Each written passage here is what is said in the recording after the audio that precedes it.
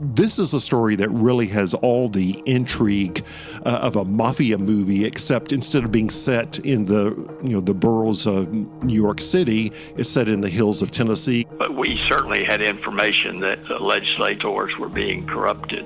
Some of the members we support like their money all at election time, and some of them like it, kind of spread out throughout the year. And that's when the red light went off. One of the things that the legislature decided to cover up this vice of gambling with a virtue, which was charity. This wasn't about charity. This was about a really big-time gambling operation. There were allegations about people being threatened, about a kidnapping even. There were rumors about a hit list, even an undercover FBI agent. I was walking to the Environment Committee. A gentleman I'd met with earlier stopped and handed me an envelope and said, "We appreciate you." And I put the envelope in my pocket.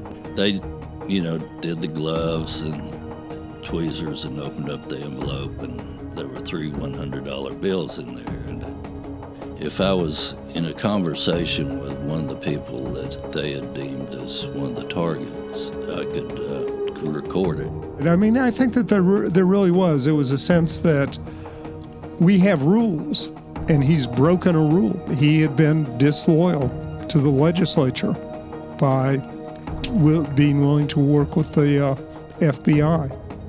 But, the more that we dug into it, the more we started talking to these underworld sources. We realized pretty quickly that this was a big deal. So do you have any comment about your testimony? Tennessee Secretary of State Gentry Crowell leaves a grand jury hearing as the state's more than 3-year-old corruption investigation, codenamed Rocky Top, grinds along.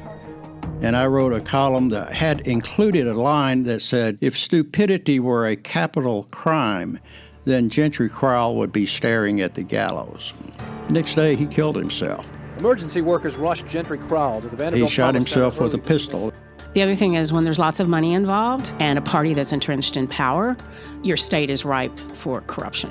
Then you had one-party domination by the Democrats. Today you have one-party domination by the Republicans. In that kind of environment, people get cocky, they get sloppy.